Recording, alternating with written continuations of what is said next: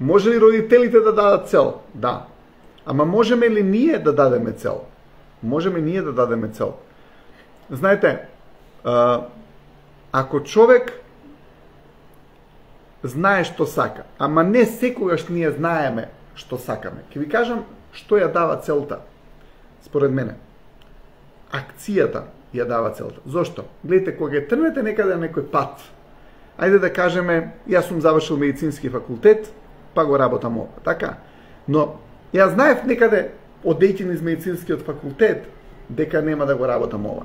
Но мора да се запишам на медицинскиот факултет, да дојдам до разни сознанија, за да ми текне дека сакам да го работам ова.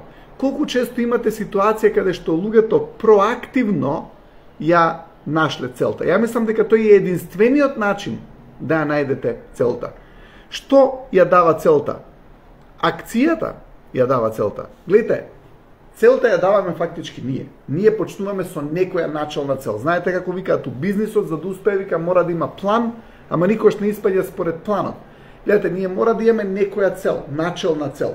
Ке завршам медицински факултет, па после сваќам дека, окей, најголем број од болести се психосоматски се умствено предизвикани болести и така натаму и така натаму и така натаму и се одлучувам да работам друго.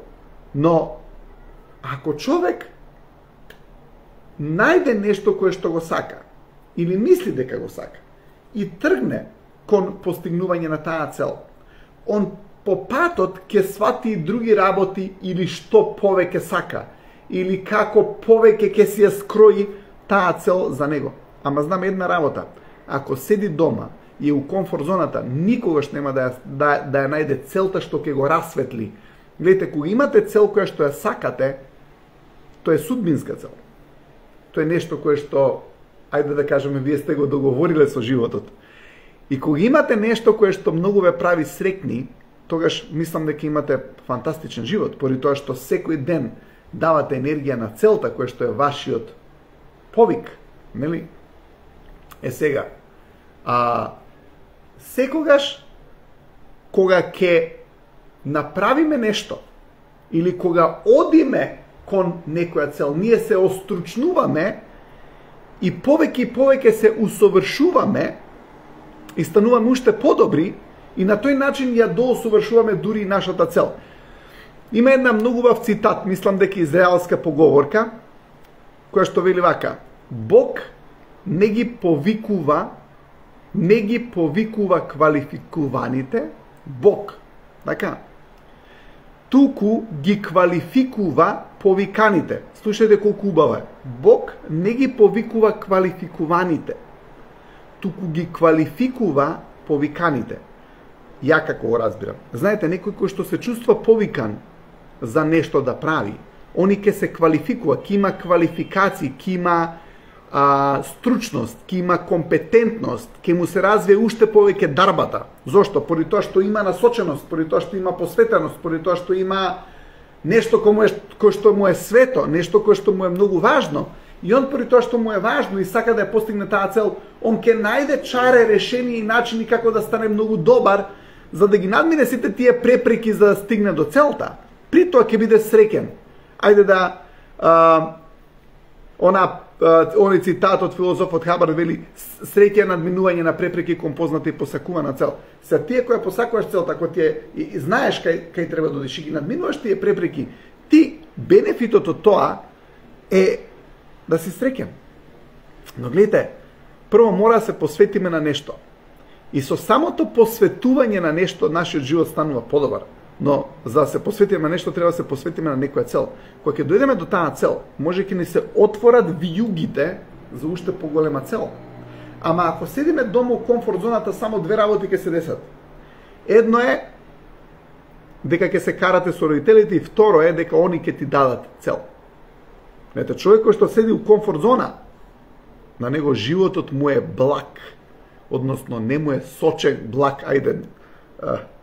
У Америка има еден термин каде што млак, не благ, него млак. Млак, знаете, нема жар, нема ентузијазам, нема акција, нема креација, нема визија, нема делување. Затоа што односно млак му е животот, зашто поради тоа што одбрал некоја цел која што општеството е одбрало за него, фамилијата, сите од неговата генерација го прават тоа и се он одбрал некоја цел која што не кореспондира со неговата душа. Кога ќе одберете цел која што кореспондира со вашата душа, вие сте у танго со судбината и днината и во животот. Кога ќе одберете цел која што кореспондира со вашата душа, вие сте во танго со судбината и днината, животот, креацијата. Затоа што сте дошле до нешто кое што сте вие.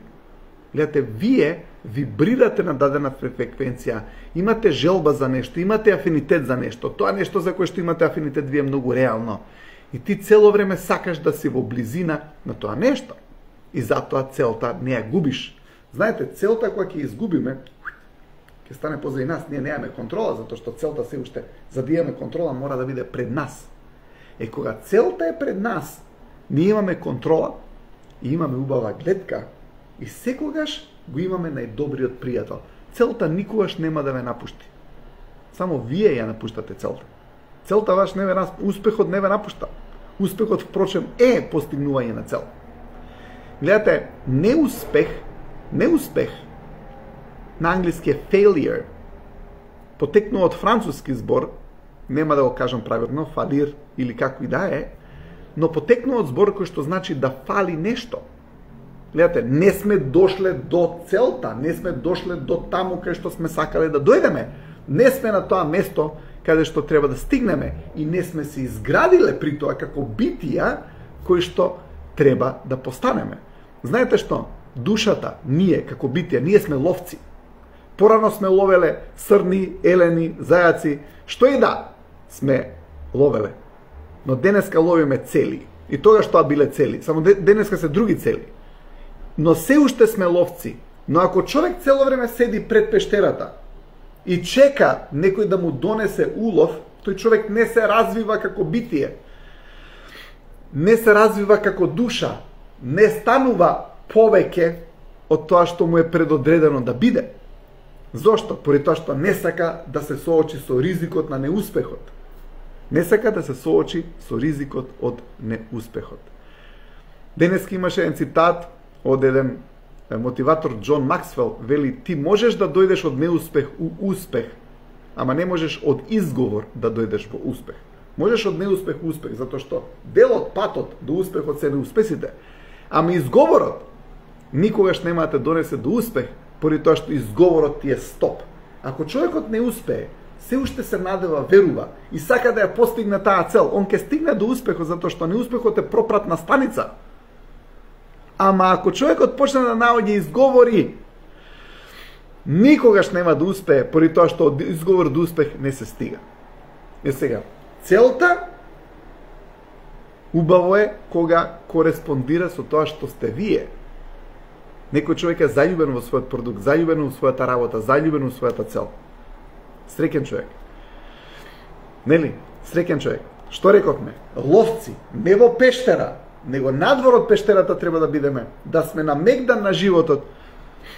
Сега, животот е таков да кога се качуваш на некоја планина, може ќе видиш и некоја змија, може ќе видиш и некоја животно, ама нема да седиш дома цел ден за да не видиш нешто кое што е страшно. Мора да излеземе од дома, мора да идеме кон тоа што сакаме да го постигнеме. Тоа нешто нема да дојде до нас.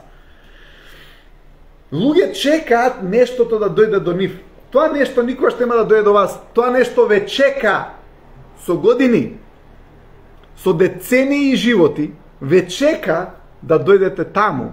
Но идејќи до таа цел, често пати забораваме, поради тоа што немаме храброст, да имаме автентична енергија. Баш читав за енергија, вели највисоката енергија или најјаката енергија е автентичната енергија. Ама што е автентична енергија? Автентична енергија човек да има храброст, да рече ова го сакам, за ова ќе се борам, за ова ќе ја вложам мојата енергија, затоа што колку повеќе даваш енергија на целта, толку повеќе работите, односно твоите акции да враќаат енергија тебе.